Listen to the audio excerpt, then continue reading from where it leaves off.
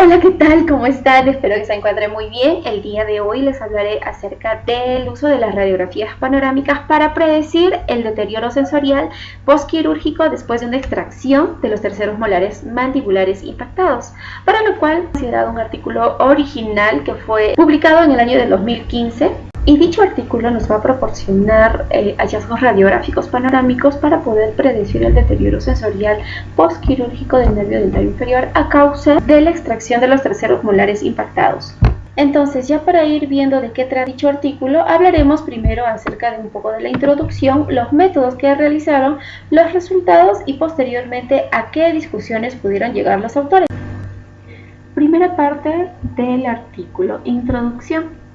Aquí nos mencionan de que los terceros molares mandibulares retenidos es la cirugía dentabular más común en todo consultorio dental. ¿Se pueden contraer algunas complicaciones? Claro que sí, esto puede ser durante el periodo perioperatorio o el posoperatorio, como por ejemplo el deterioro sensorial postquirúrgico, que claro, este es raro, pero posiblemente irreversible. Y para poder evitar estas complicaciones quirúrgicas, pues se han sugerido muchos factores de riesgo asociados, como por ejemplo la extracción de los terceros molares. Aquí también se incluye la experiencia del cirujano, el método de anestesia que va a poder aplicar, la edad del paciente y la morfología del diente y la proximidad de la raíz con respecto al canal del nervio dentario inferior. Entonces decimos de que la íntima relación anatómica entre la raíz de los terceros molares con el nervio dentario inferior se han propuesto como los principales factores de riesgo, esto para poder ocasionar el deterioro sensorial postquirúrgico. Para ello hay muchas técnicas de imagen que se han desarrollado para evaluar la localización anatómica precisa del tercer molar, tal como por ejemplo la película periapical, la película dental panorámica, las tomografías computarizadas, las resonancias magnéticas, siendo entre ellas solo la resonancia magnética, la cual va a proporcionar la verdadera posición anatómica del haz neuromuscular alveolar inferior. Sin embargo, también es la técnica de obtención de imágenes más cara y a su vez requiere más tiempo. Entonces, en consecuencia, la resonancia magnética no es una técnica de imagen práctica para la evaluación preoperatoria durante la cirugía de la extracción para el tercer molar impactada de rutina.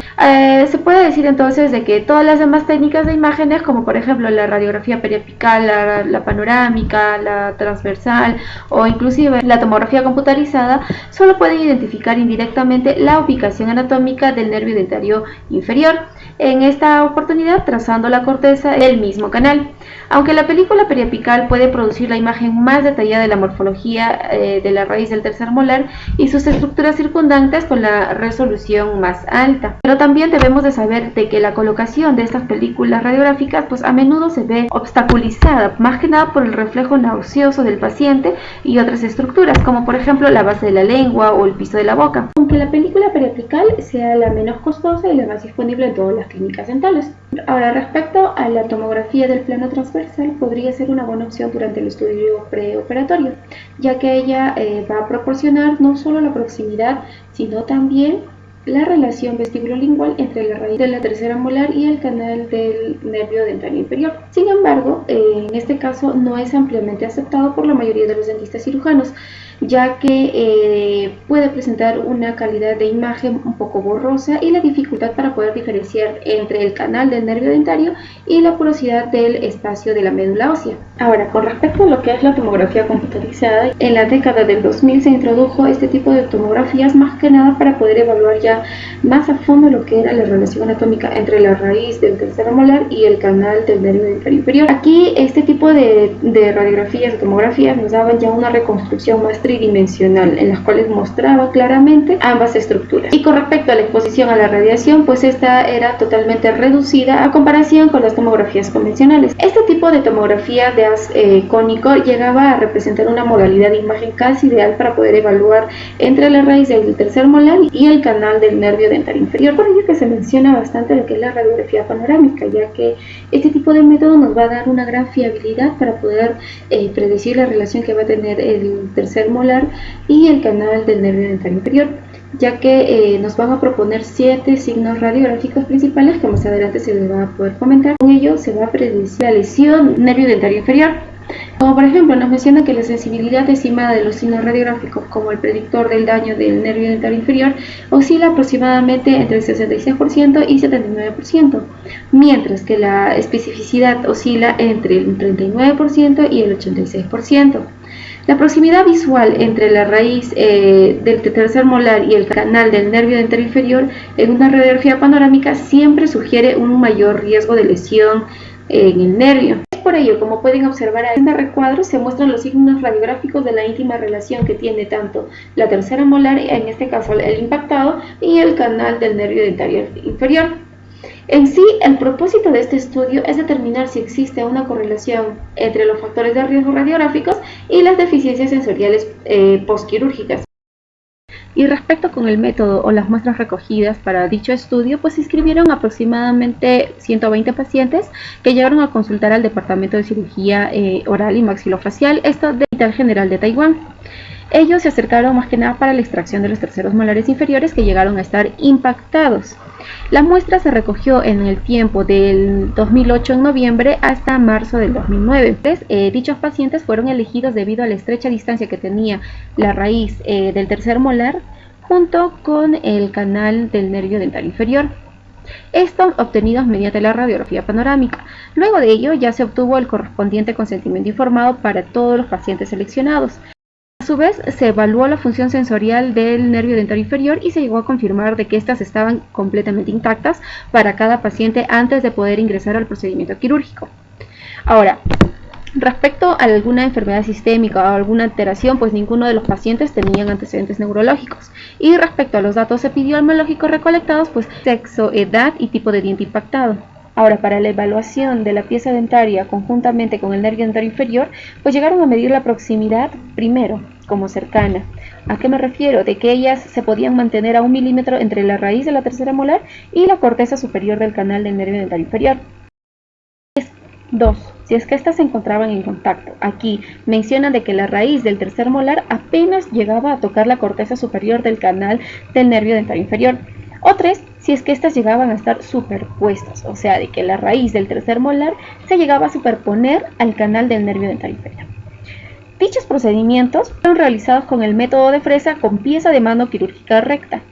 El procedimiento ya quirúrgico fue realizado por 3 cirujanos orales del mismo departamento o mismo hospital ya mencionado anteriormente.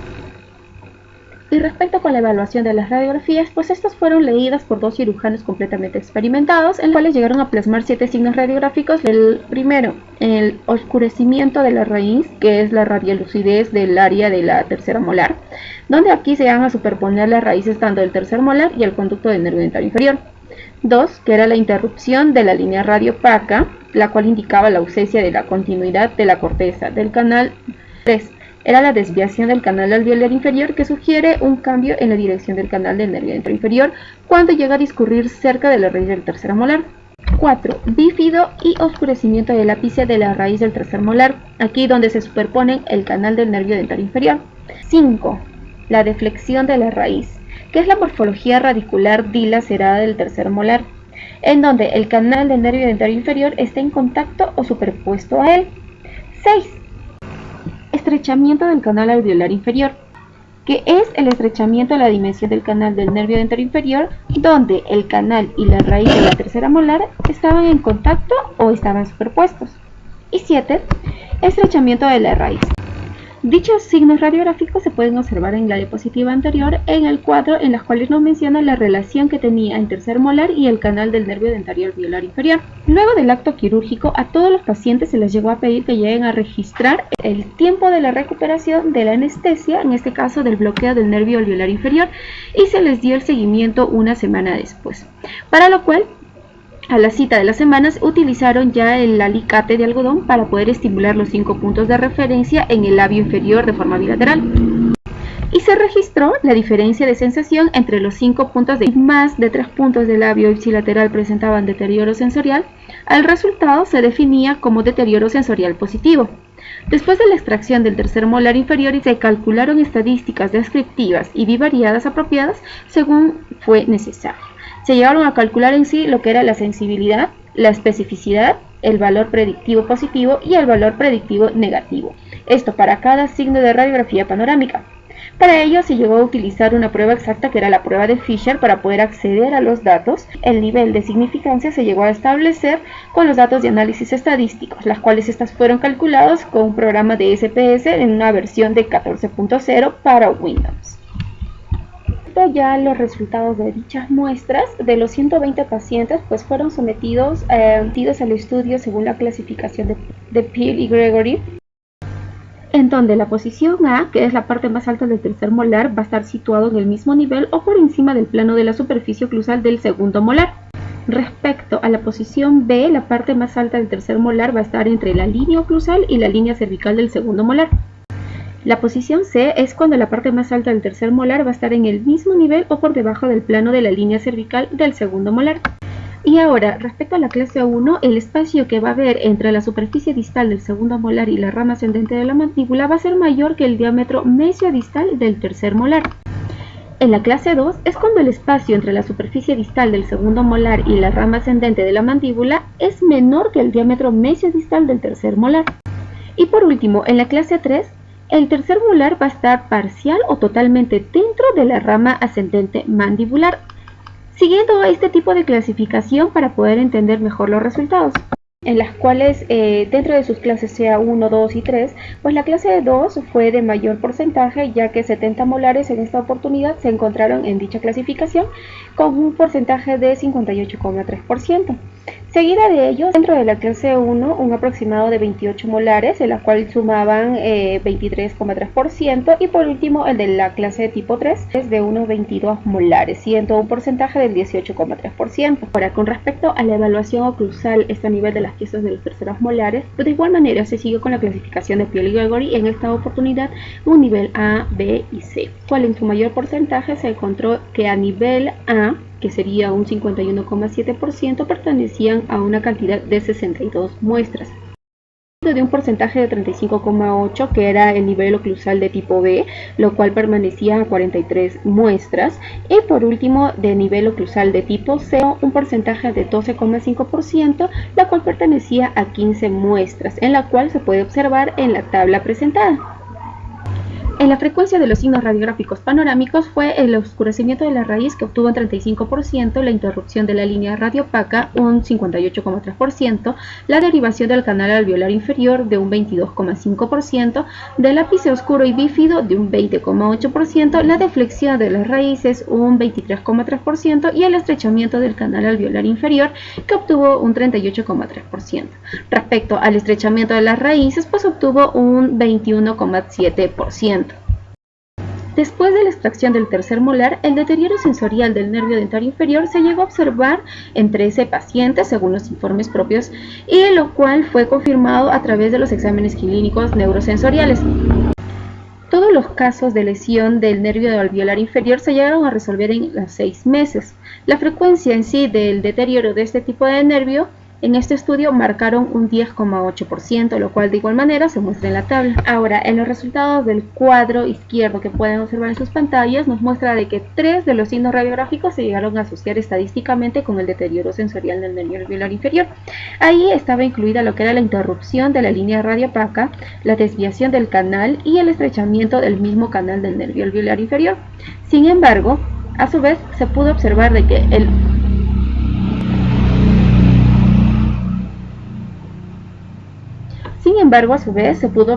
que el oscurecimiento de la raíz, el ápice oscuro y bífido, la desviación de la raíz y el estrechamiento de la raíz no se llegaron a asociar estadísticamente con el deterioro sensorial del nervio alveolar inferior. El uso de la interrupción de las líneas radiopacas para poder predecir el deterioro sensorial del nervio alveolar inferior postquirúrgico, pues se encontró con una sensibilidad del 0,2, una especificidad del 0,45, un valor predictivo positivo del 0,17 y un valor predictivo del 0,02. Los otros factores predictivos radiográficos significativos fueron la desviación del canal del nervio alveolar inferior y el estrechamiento del mismo canal, tal cual lo muestra en el cuadro del lado derecho. Luego de los resultados ya pudieran llegar a una discusión en las cuales mencionan de que el deterioro sensorial transitorio del nervio alveolar inferior, esto después de una extracción de una tercera molar impactada, es una complicación común, aunque la mayoría de los pacientes se llegan a recuperar del entumecimiento a partir de los pocos meses. Sin embargo, este tipo de alteración es una sensación totalmente desagradable. No solo le molesta al paciente, sino que a la vez al dentista. Es por eso que una gran capacidad de poder prevenir y de predecir estas complicaciones es un tema popular de importancia clínica en la odontología. Se encuentra este tipo de alteraciones factores etiológicos, las cuales estas incluyen, por ejemplo, la experiencia quirúrgica del cirujano, la edad del paciente, la morfología y la posición u orientación del diente. Y el método de anestesia también tiene que ver mucho en ello. Por ejemplo, la manipulación traumática del tejido, el edema postquirúrgico o la infección de la herida. Y lo que más es importante es la proximidad anatómica que tiene el nervio alveolar inferior con el diente. Es por ello que se considera la utilización de la radiografía panorámica, ya que eso nos va a poder ayudar a observar la ubicación del tercer molar mandibular, las cuales estas van a estar impactadas, y así poder evaluar el riesgo del daño que puede ocasionar al nervio alveolar inferior después de las cirugías a las terceros molares. Es por ello que se han propuesto 7 signos radiográficos para poder predecir la proximidad entre el tercer molar y el canal dentario alveolar inferior. Entre ellas encontramos el oscurecimiento de la raíz, la interrupción de la línea radiopaca, el desvío del canal del nervio alveolar inferior, las raíces de las terceras molares oscuras y bífidas, la deflexión de las raíces de los terceros molares, el estrechamiento del canal del nervio alveolar inferior y el estrechamiento de las raíces. Y solo 3 de ellas se llegaron a relacionar de manera significativa, como por ejemplo era la interrupción de la línea radiopaca, desvíos del canal del nervio alveolar inferior y el estrechamiento del canal del nervio alveolar inferior en el presente estudio, lo cual estuvieron de acuerdo con los hallazgos que a su vez hizo Segadaftar, que llegó a informar que el oscurecimiento de la raíz del diente, el estrechamiento de la raíz del diente, la interrupción de las líneas radiopacas y la desviación del canal se llegaron a asociar estadísticamente con la exposición del nervio alveolar inferior después de una extracción del tercer molar, lo cual el oscurecimiento de la raíz del diente no fue estadísticamente significativo en el presente estudio. De igual manera, Bell coincidió con el siguiente trabajo, en el cual ella consideró 3 variables, que era la deflexión de la raíz, oscurecimiento de la raíz e interrupción de la línea blanca, para poder predecir los daños al nervio alveolar inferior.